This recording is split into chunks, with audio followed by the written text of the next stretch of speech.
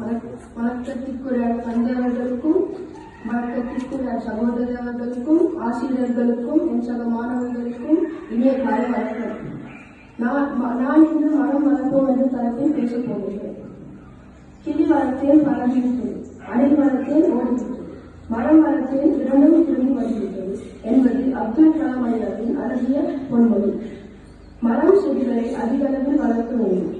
நம் வீட்டை சுற்றி உள்ள இடங்களில் மரங்கள் நடுவோம். மற்றவர்களை மரங்களுக்கு கூறி வலியுறுத்துவோம். மரம் வளர்ப்பு தொடர்பான விழிப்புணர்வை ஏற்படுத்த வேண்டும். மரங்கள் பாதுகாப்பு தொடர்பான கடுமையான சட்டங்களை உருவாக்க வேண்டும்.